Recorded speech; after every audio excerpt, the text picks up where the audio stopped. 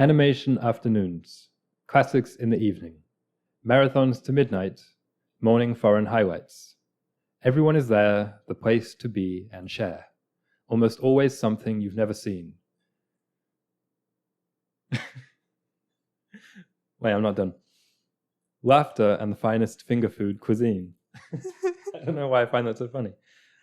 Hand-drawn posters in the mezzanine. Hey everyone, welcome back to Solacene. That's really sweet, Aaron. Yeah. Thank you. Yeah. Feeling comedic after last week's episode about comedy? Exactly. Yeah. So this week we're designing the Solacene Theatre, which has both of us on the edges of our seats to share our ideas. We love designing places for the Solacene. It's our favorite thing to do. Perhaps if we were both architects, our apartment would be covered with blueprints for the Solacene. Sure. Right now it's just covered with little sketches. Yeah, especially when it's like movie related. Those are kind of like, it's like the Venn diagram of things we like. Yeah, I think we're right at the center of that. Although our movie ban, or my movie ban that you're kind of coattailing along with. Yes, when you share one television, it's hard for one person to fast movies while the other is still watching them. So we're both partaking in a movie ban so that Aaron can read more. That sounds so first world. Okay, so let's start with designing the Solacene Theatre. I understand that you have an image. No. Okay. So basically my plan was to draw it. However, the thing with me is I'm not a good drawer unless it is a beaver, as we saw in last week's episode. Right. However, I will describe my theater. I have a lot of ideas. I just have a page of ideas, so bear with me. To start out, get this image. So there's, as you know, at a theater, several rooms for screenings. Yes. Usually it's not just one screen, and I picture the Solacene Theatre having multiple rooms. Each room will have a theme, because right now every room at the theater is the exact same. It's dark. That's it. It's true. And I know it's like, obviously it needs to be dark. There can't be a ton of windows. However, I'm going to paint the picture of a few of the different rooms. The first room that I designed is classically themed after perhaps a church, some would say. Ooh. So I picture the back wall where the projector is coming from being a really, really dark stained glass. So not a light stained glass with these lights streaming in, but just a really, really brown and like reds, really dark colors stained glass. Mm-hmm. So there's a little bit of a glow from back there. And then the projector is coming from that screen onto the stage. Because I like the idea of it not just being a screen, of it being a stage, so it can be retractable for actual theater performances, perhaps. Multi-purpose. Yes. And so the stage/screen area will have curtains, and it will be like the theater where they have the Oscars. You know how that theater is? It's very gold and red. Yes. I imagine it being like that on the stage. And then I said for the chairs in this room, it could be almost pew-like. Church pew-like. Because I like pews. Everyone's always complaining that they're uncomfortable. I feel like they have a good in-between. No, I mean, I would kill for pews at some of the local cinemas we have here. Yeah. We're always griping about them. Pews can't be much worse than what they have at Cineplex. Yeah, and also curved. So not just rows that are straight. Right. I feel like they should be curved around the screen, which the screen could perhaps have a slight curve to it. Cross that bridge when we get to it. So this is the classical cinema. So perhaps this is where you screen the classical movies. Okay. It doesn't have to be. I like it could that be idea. Modern movies that have classical undertones or what have you. But something like that. A very artistic theater. So no cup holders. No cup holders, no. And the curtains will close the screen and open them. I really like that idea. I think that's cool. I love when the curtains close and open. Maybe that can be a space for an orchestra for silent films and stuff like that. Aaron. Oh, sorry. You got ahead of me. I'm sorry. But there is in fact an orchestra pit. Okay. I wasn't sure if it was going to be in this one or if it was going to be in another one. However, I wanted there to be a pit for also if there's plays, you need an orchestra. And one thing that's going to be common across all of the theaters in my Solacene Theatre is that they'll have a little pulpit, little stand for someone to come in and give a preamble to the movies. Nice. Because I love when that happens at theaters. There's someone who comes in and they tell their experience with the film or just something funny. It doesn't have to be like the director of the film. It can just be a random person. I agree with that, actually. Yeah. I think, I'm guessing cinemas don't do it because they're usually like, well, how am I going to get the cinematographer for whatever? But it is kind of cool if it's just someone like us Yeah. or just someone with a passing interest in film who wants to talk about the first time they ever saw Casablanca. Yeah. I like that. And it could be for new movies too, because if it's the employees doing it, so say you have 20 people working at the cinema, you get to pre-screen it as an employee, and then you can then formulate, oh, do I want to be the one who gives the talk for this, whatever. And it just would be a bit more involved as an employee of the cinema. And you could also get community members in, say it was a film about trucks. You get the local trucker to come in and give you a... In the Solacene? No, I don't know why that example came to my head, but... No, anyway. I like that. It makes the screening feel more like an event. Yeah. I always talk about how there's a movie channel called TCM that I'm sure a lot of people know that I used to watch a lot of, especially with my dad, and they have introductions before the films, and I still love it, and I wish the cinemas do that more, so I like that idea. Yeah. And then I'm going to go through 2 more of my cinemas. So one of the rooms in my cinema will be a co-op room, is what I'm calling it. So most of the time it will be the moviegoers will vote on the movie that's going to play, but sometimes it will be a mystery movie. So you buy a ticket to the 7 o'clock showing of the mystery movie, and you show up, you don't know what it is. And it could be Minions, it could be Casablanca, you don't know. But everyone's kind of there for the fun of it, and I feel like it would get very campy. People would be like, oh, we just paid $7 to come see the Minions. But then I feel like you'd always find it more funny than if you knew what you were getting into. Of course. Or find it more dramatic if you were preparing yourself for a drama, if that makes any sense. A couple more things. You have to buy the tickets there. There's no online ticketing. Okay. So you might get there, oh shoot, this is sold out. You have to go to another movie, which is that sucks. Why would you want that? But I've liked that in the past. When I go to the cinema, there would be no room. Then you have to go see another movie, or you change your mind at the last minute. There's no room for that if you're buying your tickets in advance. And then one of my other rooms is going to be kind of retro themed. So I want it to be very... pulpy isn't the word. Blade Runner. 80s. In a cinema. 80s. Okay. Yeah. So not necessarily 80s in America, but just 80s around the world, kind of a vibe. The 80s. Because I feel like that was kind of the movie heyday. So what kind of things? You gotta have 3D glasses. Red and blue 3D glasses. Even for 2D films? Yeah, exactly. No, but this is where you'd see... Anyway, it would just be all the... It doesn't... the movies you watch in the theater doesn't have to be 80s themed. Right. But it could just be... give you the energy of the 80s, or give you the energies of a time gone by. And some neon lights. Okay. I know it's I keep bringing up lights, but I feel like just having white lights come up and down is boring. So it turns, it's a black light. So everything you're wearing is white, it's glowing. Just, yeah. Not overly 80s, but maybe there's 80s themed food or something like that. I actually like your idea for decorating the rooms aside from just black. I know that for the absolute best immersive cinematic experience, obviously we want all the lights off and the screen to be the only thing of focus, but oftentimes I'm thinking for the types of movies that maybe you're alluding for this specific room anyway, it's not all about just watching it and listening to it in the most pure immersive way possible, right? Sometimes it's about other things. I'm reminded of House on Haunted Hill, the original horror movie that we both have seen and enjoy, is kind of funny, and there's campy tricks throughout the film. And when it was screened, the director, his name escapes me, or maybe the producer, had kind of a gimmick, which was that a skeleton would come from the back of the cinema on a wire and go all the way down, and people would get terrified and things like that. So it doesn't have to be just all pitch black. There can be other visual flares, I guess, that I think is interesting. Yeah, so my inspiration for all this, we watched the Muppet movie recently. Yeah. At Disney World, up until recently, there was the Muppet Theater. Have you ever heard of this? No. So it's the Muppet Theater. You go in and it's a movie, or it's probably 20 minutes. But the characters, so you just go in, it looks like a normal theater. You sit in the seats, you think you're going to watch a movie, but then the characters will walk out of the screen and walk around the crowd, and they'll throw things at you. And I remember one point there was bubbles falling from the ceiling because it's I've gone to a few 5D cinemas. I don't love it when it's just the seat shaking, but this one obviously would be very customizable, but this is where the people would come in, having humans work it. throw water on the gas. Like, just some fun things that make it a little bit more of an experience. And, like, you can make it your own. Like, it could be a movie that people have watched. It could be just like Spider-Man.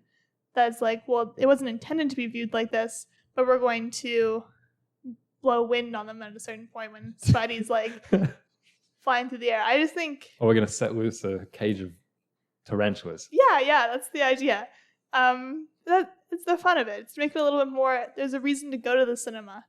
Because obviously that's a thing nowadays. Yeah, people are looking for reasons and not really finding them. I also think with the design, it's just quite a beautiful idea, even if the lights are all off and you can't see anything of the walls or the stained glass or the ceiling during the screening.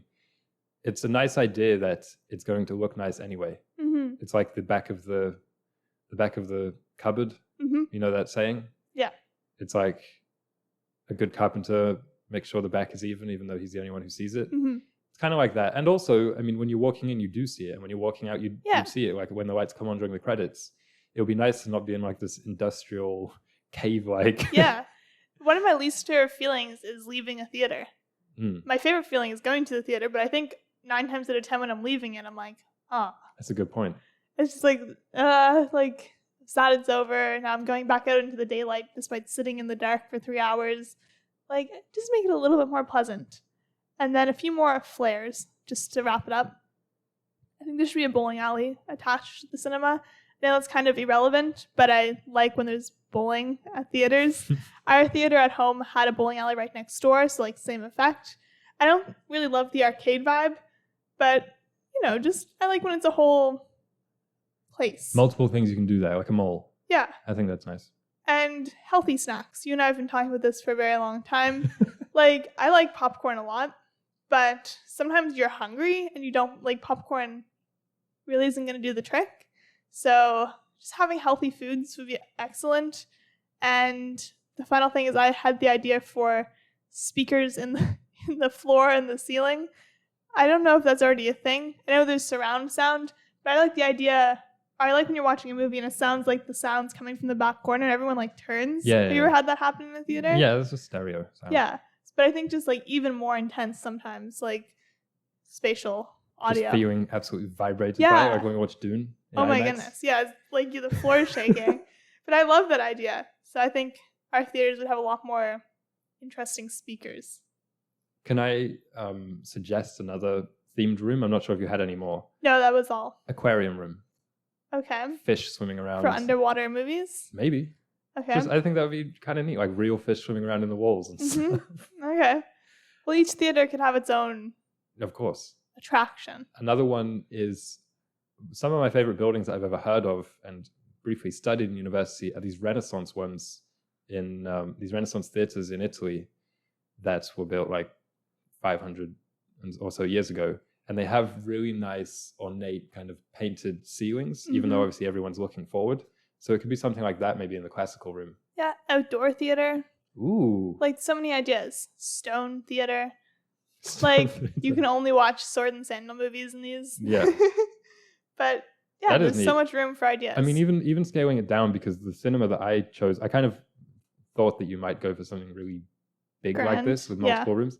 The one that I chose is more like a smaller scale cinema to show that in the Solacene there's a variation of these things. There is. But also, even if it's just a one room thing, it can just be like there's fast food places that are themed after one thing, right? It's like, we're the dinosaur place and everything's like Jurassic themed. There could be that for cinemas. I think that'd be really neat. It's like, I'm going to go to the spooky place. And it's not just on Halloween that it puts up some decorations. It's just always the horror movie themed. And, they have their own set of characters and design. And that's really neat. Yeah. I'm not sure how much of a good business plan that is to only show one type of movie. But in the Solacene, obviously, everyone's such a movie fiend that... Yeah.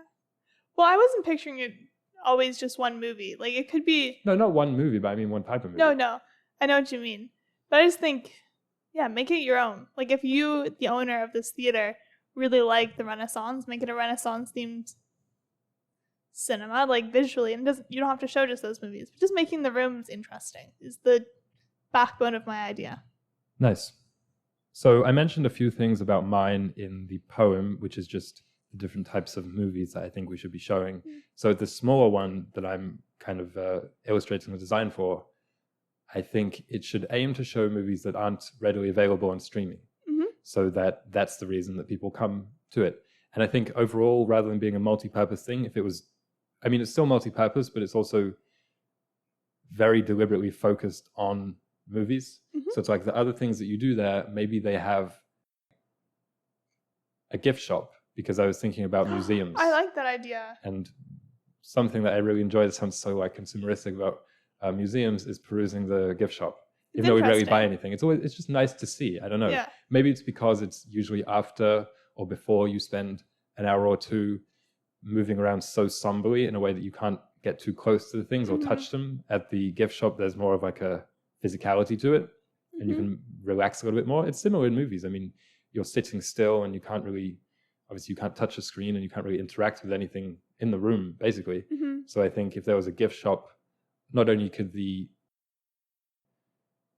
cinema build more of a sense of place and personality through the things that they sell there or offer, but also, yeah, for the people coming, that's just another space to kind of act in a little bit of a different way that you would when you're actually watching the movie.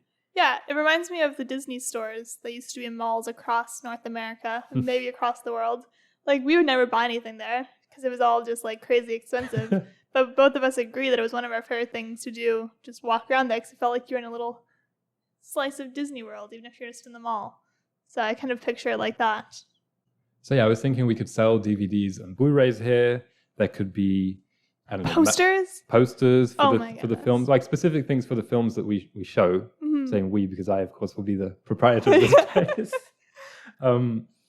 Another thing, because I was really trying to think of it as a community center, but not in the way exactly that a mall is, even though I think those are great in the Solacene, but you kind of covered a lot of that. So like a smaller place, it could have a genuine club, like the cinema club.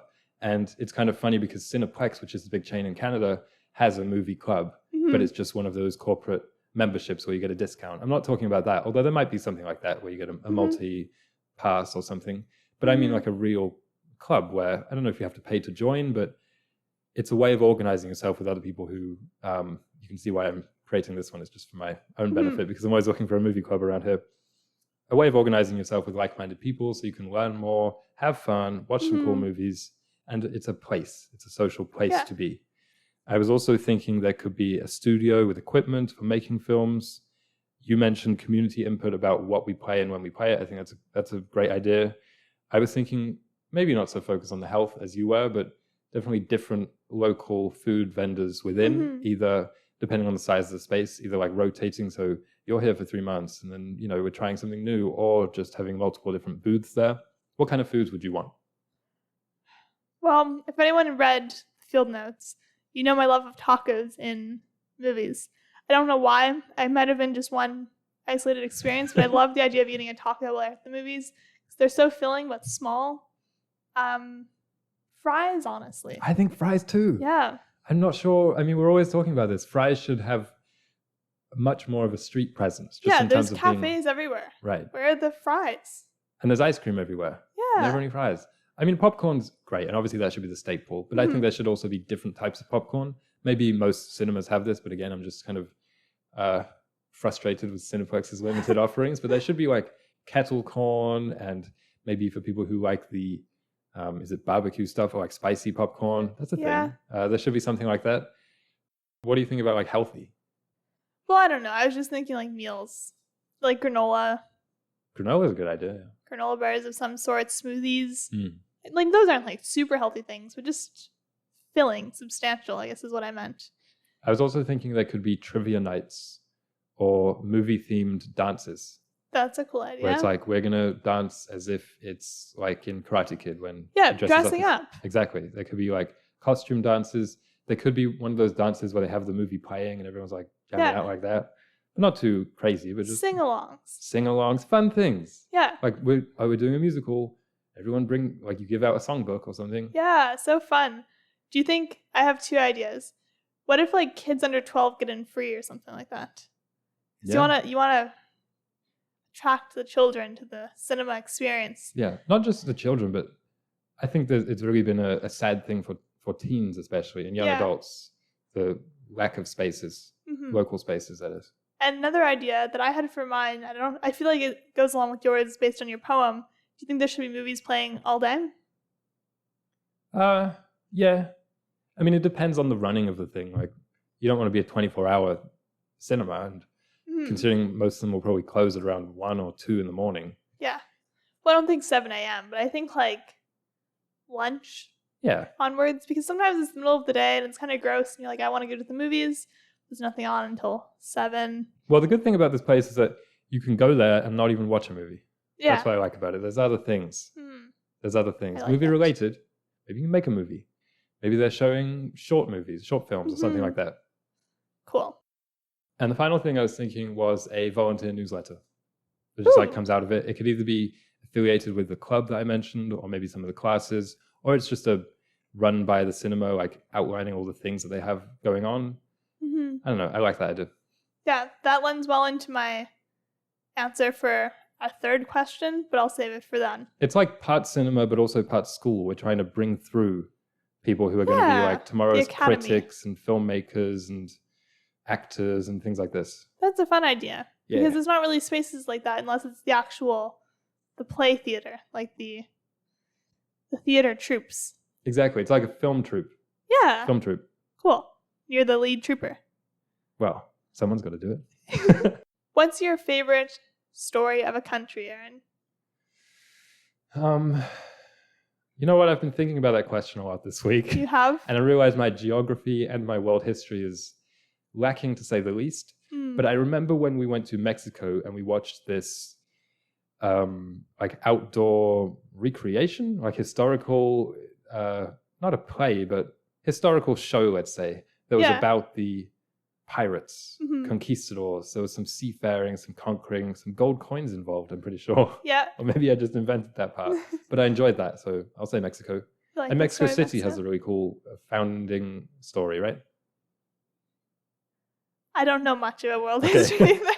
So our question for this week was, what's up about the history and stories of countries? Because it seems like there's a disparity between the facts of like, this is what happened, and the story that people kind of embody. We're thinking American dream. We're thinking pride in the flag, these types of things. But like, where does it come from? Is it manufactured, et cetera, et cetera? I realized also that we should maybe make a better effort in wording our questions as actual questions. Because this one, vibes.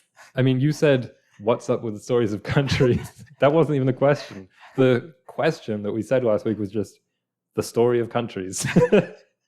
So we should try and start with who, what, when, where, why, or is, or do, or something like that.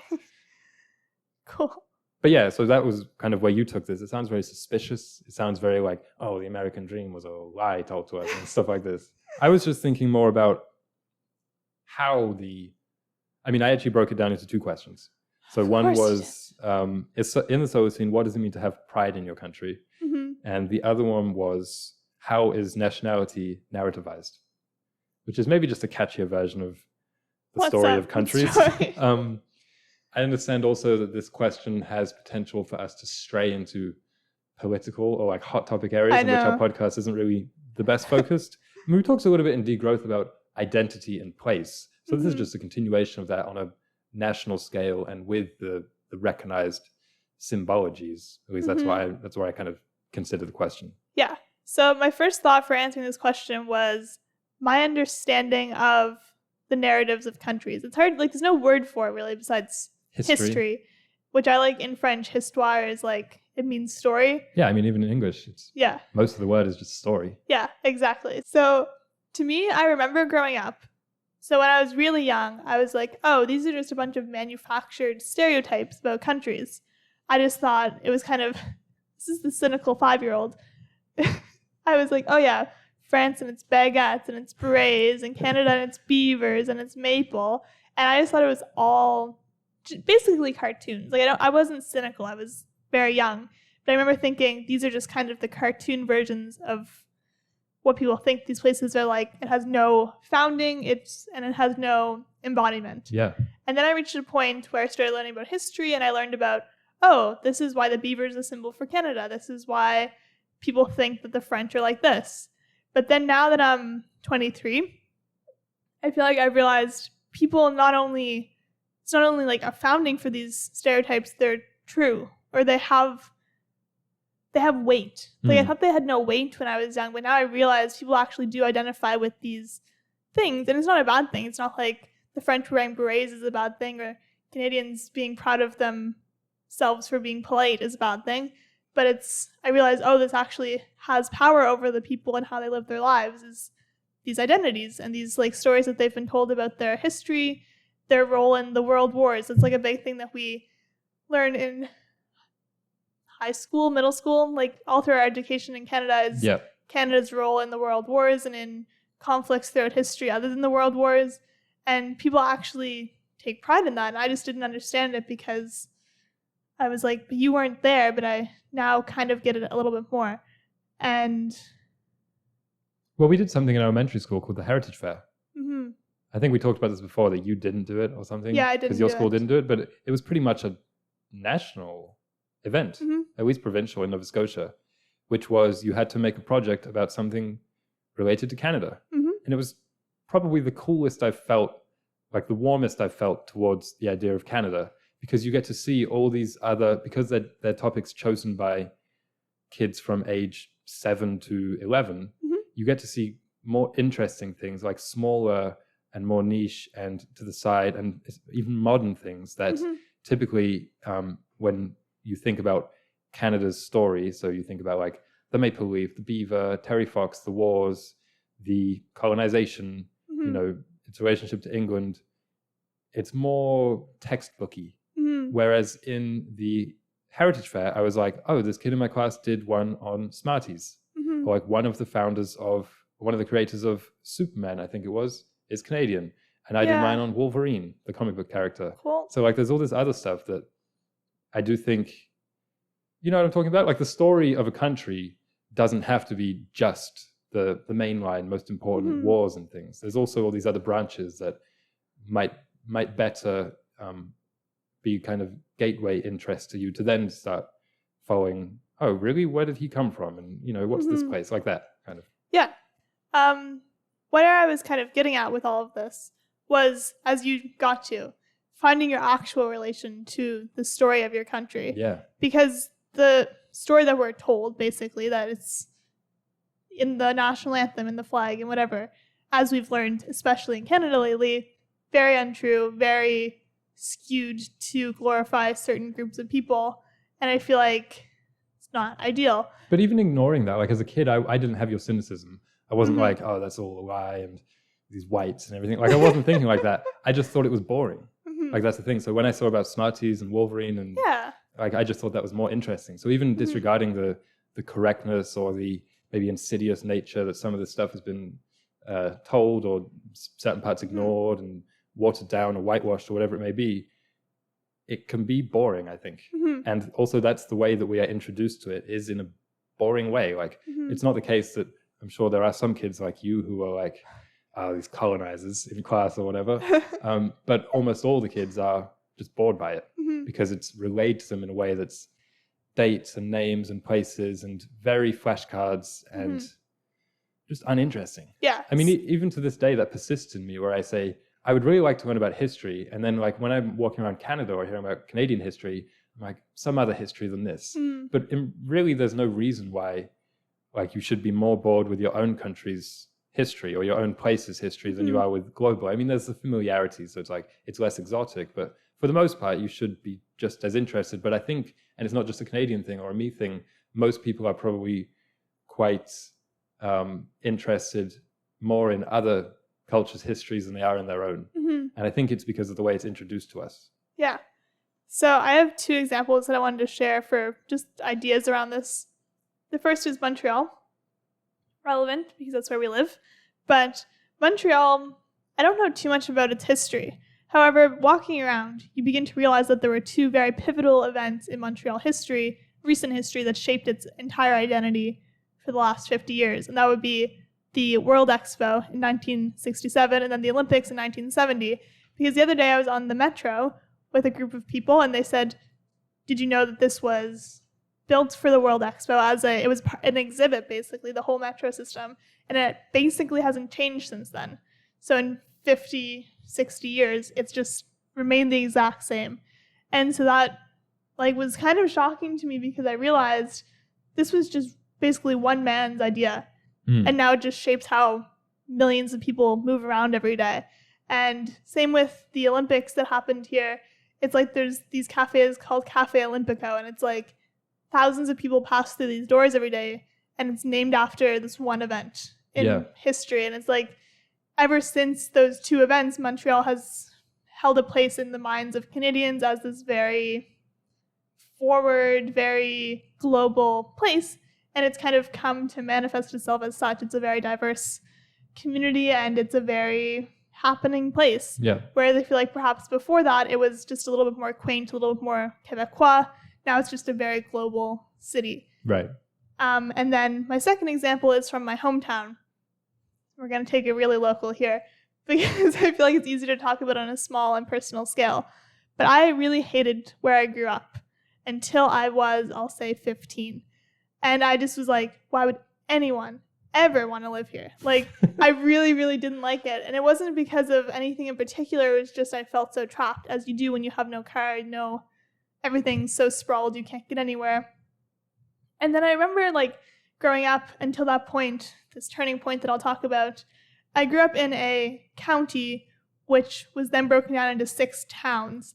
And I remember being like, how are these people? They'd always be like, oh, the people from this town and this town are like this. But I was like, no, they're not. We all go to the same high school. Yeah. There's one high school for all 6 towns. And it just didn't make any sense to me. And then I was like, oh, it must be from when it was a little bit more local. It must be historical. The people are still like, oh, the people from here are like this, and so on. Mm-hmm. But then you reach the point where you realize people actually are different in all these different places. This one's a little more crime-ridden. This one's a little more posh. It was a very dramatic place. Oh, my.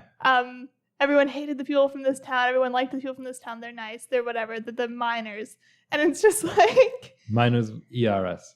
Yes. Because I come from a mining town. That was mine. And then I went to this forum when I was 15, I believe. I was in grade 9 or 10.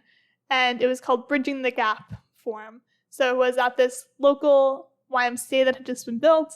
And it was a really big achievement for the town to build such a big space that would kind of act as a community hub for all 6 towns, whereas before everyone had their own ranks, their own pools, their own whatever. And so we went to this space and we had this conversation. It was about bridging intergenerational gaps, so different age groups, not just across the towns. But it ended up, to me, what I learned was that these people who are embodying their histories is not a bad thing. It's not like they're defining their identity by their town. It's it's a good thing, and it can lend to an interesting community development when you actually see each other for who they are, not just for their town identities. Right. Which is a very basic life lesson of don't just see someone as a Canadian, see them as a person. But on such a small scale, it makes you realize how much we kind of internalize these stereotypes and make decisions based on where they come from and the stories that they believe, because you and I are both not very nationalist people. Yeah. We don't, I don't really identify as a Canadian. I'm not oh, I'm really nice and I'm really into maple syrup, despite maple syrup being my favorite food. And you being really nice. But it's I don't identify as that. And I always was didn't understand when people did identify with their place. And then this event kind of made me realize just being in conversation with other people. Yeah. Yeah. So you're talking about the specifics of local history in both those examples, your small town and also in Montreal. Yeah. And I think that might be more tangible and more appealing and more understandable, maybe. It's just that because you can actually talk to the people from the local towns. You can actually go to the Olympic Stadium or its cafes or the expo. Whereas when you're in history class, Canadian history in high school, you are learning about places that you've never seen, obviously people who are long gone. And it's all just seems so distant, I think. Maybe this is just because Canada is such a huge country. It's true. Maybe in smaller countries, people have more of a connection to it. Yeah. But I do think that part of the way that I've kind of thought about in the Solacene, nationality should be narrativized, if it is to be, Mm-hmm. is through local thinking and local identity, as we Yeah. talked about a lot in our degrowth series. But i.e., we're viewing the nation more as a triumph of all these smaller Mm-hmm. societies basically coming together under one Mm-hmm. flag and Yeah. working together. I mean, that's like the United States, and obviously that doesn't seem to be working out in the finest way, but Yeah. it's worked out. And Yeah. I think being able to retain some of the local identity as like a proxy between me, the individual, and me, the Canadian. Mhm. Because right now I think we are either asked or kind of assumed to directly go from the individual to the nation in terms of our identity. And it's a bit awkward, and the distance is so big that it doesn't really work that well. Or we kind of fill it with some other thing, like I'm an individual, I work at Amazon, and they have their headquarters here. Or like I'm an individual, I'm part of this political party, and that's this. Yeah. So just that in-between thing should be filled more with municipal. It doesn't have to be politics, it can just be culture, as you were talking about. But politics is a good example, because when you vote, you're voting, or you should be voting, I think, primarily for the people who are close to you, right? Like your municipal and provincial leaders. And then when you see it either on TV or you just hear about it on the national stage, it's like, hey, that's the guy I voted for. I know him. I've spoken to him. He's on this table with all these other people. So he's like the proxy for me. We're all working together, and we're all Canadian. It's kind of like that. Yeah. Another thing I was thinking, just a small thing about the iconography, for instance, the beaver, the maple leaf, even the font for Canada, or like the colors, is that we shouldn't emojify everything. Like the beaver or the maple leaf on the flag doesn't look like a maple leaf because it looks like it was made in Microsoft Paint or something like that. You know what I mean? I know they used to have the one that was all like curly kind of. And I think that's realer. And beavers that we see are always like cartoon beavers. Yeah, they don't 2D look like, they don't look stamps. like real beavers. And the Canada red is, we were saying, it's like, we don't see the red anywhere. That's just not a real thing. It seems very gift shoppy, a little bit too touristy. Yeah, there's also something I've been thinking about a lot lately. It's kind of relevant to this, in that I feel like everything's fixed, whereas it's like everything's so recent. Like the Canadian flag is like from the 60s. I mean, Canada's a very young country, but I know, exactly. But it's like, so in our head we're like, this is the Canada flag. It sucks. We can never change it. But it's like, it's so new. And like everything's new. Everything's been changed, and we act like nothing's ever been changed. We act like the countries that exist in the world will always exist. Right. But it's like they've only existed, like Canada's only been this size since 1999, the last territory joined. And it's like, that's when I was born. So I don't know. We just need to be a little bit more open with the idea of countries. And I feel like in the Solacene, that will be the case. I think there'll be a lot of strong identities, and people will see their part in the story of their country or their community more likely a lot more. But there'll also be a bit more lubrication to like move around. Whereas right now it feels like, well, I'm a Canadian, so I have to move to one of these provinces. I can't move to another country. There's just like, there'll be a little bit more of a culture of exploration, perhaps. Yeah, I like what you said about identifying with the stories. That was kind of my conclusion for taking pride in your country, because that's a word. Again, I don't want to get into it too much because this isn't an episode about patriotism or nationalism, but that's something that I've always found a little bit incongruous, not just with my own feelings, but with those of most people, that when they say pride, they mean gratitude. It's like you're grateful for your country because of all these great things it's done or offers. You're not prideful in like the way it got here or whatever. Yeah, I mean, because that had nothing to do with you. You didn't do all those things. So I think for two things, in the Solacene, we will be doing more of those things. So you can feel more pride because I am the one keeping the streets clean or something like that, or who proposed the new flag design, if not for the country, then for the town. And also, we'll be identifying with the stories, and it's not just always, I mean, it could be like the boring textbook story, but it's told to us in a cooler way. Because like history, that just is a story. Like history class should be like storytelling class. Yeah. But somehow it never is. Yeah. So I had a question for next week. Yeah. Along these lines, and it was, which matters more, the story or the facts when it comes to history? And I know that's like kind of what we talked about today, but I think we should have a little bit more of a discussion about it next week. Yeah, we can.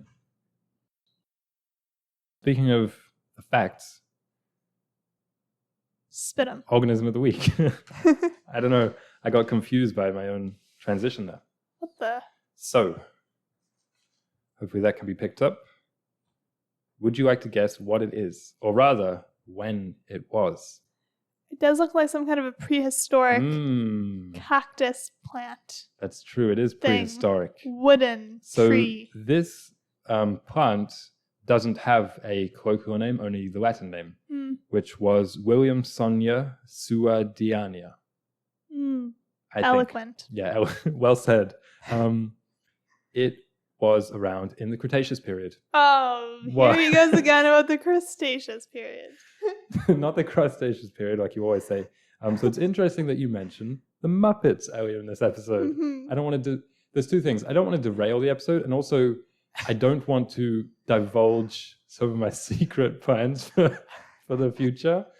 But we love the Muppets and Sesame Street and just puppetry in general. We think it's a cool... So they have these cast of characters. So we're thinking if that could somehow be prehistoric. So I went for the Cretaceous period. Cretaceous period. You have me saying it now as well. And this is a plant that, of course, has only been found as a fossil. It's been found all over the world, including in Brazil, in England, Vancouver, New Mexico.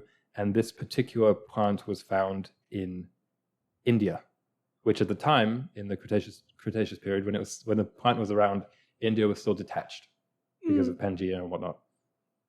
And Williamsonia, which is the first word in the species name for this, is a family of plants that was part of a whole order of plants, that's like the higher classification, called Benatitalis, which is entirely extinct. So I thought that was cool. It's not just one extinct species, it's like a whole group of plants that was extinct. Order of, because at the end of the Cretaceous period, something like 3/4 of plant or animal species just went away. And I always think that's really, really fascinating. And I don't know, it just seemed historical, story, seemed relevant. Yeah, thank you for sharing this organism with us. Do you want to describe, did I describe it very well? No, you didn't. For those listening? So it's a stick, a round trunk with these feather-like looking leaves on it. Yeah. So basically they have found different parts of the plant. They found fossils of the leaves and of the inside cones, essentially. And they kind of assembled this drawing based off some of the details and the fact that biologically the plant seems like it's similar to a certain order that is still around today. So the description said it had a sturdy stem and multiple fern-like leaves. Okay, so my description wasn't that off. It wasn't. Yeah. So for the final part of this episode is something that I'm weirdly excited about because you were like, oh, good luck with that, coming up with a new medium for storytelling. However, I realized this is something I think about all the time. I didn't say it so disparagingly. No, you didn't. I just said, have fun. Because I was sharing it because I was like, humans have been around for however many thousands of years. So us trying to just say, this week we can come up with new mediums of storytelling. It was funny and I was trying to recognize that. No, I know. But then I realized there's these, you know those thoughts that aren't fully formed in your head? They kind of happen. So I realized that often when I'm walking around, I have these very, very fleeting ideas come to mind. And I realized that this is the topic that these ideas are on. So for example, I always picture it's like I have VR goggles on and then things projecting onto the real world. I think what you're saying is, I think what you're just describing is thought. I think you're just saying that you think. But they're not thoughts. That was such an indoor kid way of describing it. They're very visual. It's like I have VR goggles on and I'm projecting things onto the real world. That just means thinking. That just means thoughts. They're visual ideas. Okay, yes. Yeah. Visual ideas. Sure. That's what I'll call them. Because they're not mental ideas of sound coming out of different places and words scrawling. So I have two ideas for the new medium. I'm going to go with my main one. The other one maybe I won't even talk about.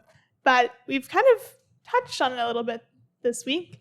And it's the idea of a community bulletin. So it's going to be a very sci-fi technology that doesn't exist in this format. So it's going to be everyone who wants to owns a notebook. but the notebook is linked to everyone else's notebook No. in a small radius. No. This is what yours is? Yeah. We're the same. Almost exactly. So it's linked to a small radius. It's not linked to everyone in the world. And then you write in it, and people can contribute. I have a few ideas. You have to vote on erasing things from it. So people aren't just like scrolling like profane doodles in it or whatever. Mm-hmm. Like things are kind of permanent, but they can be erased. And then a few more ideas I had for it was that so you're moving around. So I'm living here right now, but I'm going to move 50 kilometers in a different direction. So that means I'll start picking up new stories and new ideas and contributing to new ideas. And then I also had the idea that when a notebook is completed, so like, when you finish a notebook, there could be a vote by the community that's a part of it to publish it to other places. Okay. So like the stories will be super localized. That's kind of a theme this week of like localization of storytelling. So it could just be a history, it could be an idea, it could be whatever. But then maybe you really are proud of this one notebook and you want it published. So maybe there'd be some kind of central authority that distributes them for other people to read in like a hard copy. But it's just, this idea of community story building. So it's a touchscreen. That's why I said it was a futuristic technology, because I picture it being very, very just like you're writing in a book. Yeah. That's not so futuristic. I guess a touchscreen, it's kind of like those paper. That's exactly what I was thinking. Things. Those paper binders or notepads that some kids in university had, which when you wrote on them, somehow the notes were digitized. Yeah. Or did you have to take a picture of them? No, I think it would digitize. Digitize, right? That was what I was inspired by when I was like really young. We still had our computer room at home. I hated typing. I mean, I was a kid, so like obviously I wasn't a big fan of typing. But my mom came across this thing where you would write and then it would type it for you. Yeah. But I could never get it to work because it was 2006 and this was not a very elaborate technology, but I was like inspired by that. That sounds good. But what kind of stories are you envisioning people That's the thing. putting on there? There'd have to be some kind of... Because when you said, we wouldn't want it to be just profane doodles, I think it would be. And No, also, I mean, I in know. the Solacene, the people obviously answer profane, and maybe it would be all Shakespearean. I don't know. Yeah, so here's the thing. I realized that there's some pitfalls because we have basically Wattpad and then the Amazon self-publishing feature, which is almost a version of this, and it's all just things that I don't think should be written in these community bulletins, to say the least. Well, I'm thinking also about, what's that app called? Yik Yak. Yeah. That was around for such a brief time in our high school. For my school, it was famously one morning until it was banned by the school, which was an app where people could basically just, very local, like you said. It was like everyone in the school was on one server or like sharing it or something. Yeah. And it was just all vitriol. So how would we make sure it wouldn't be like that? Or is it the solar sites? I feel like the solar sites aren't like that. They'd see the artistic merits of this medium and they would be like, oh, I can't wait to go on there and contribute to this story or add an idea or whatever. And it would just be a little bit nicer.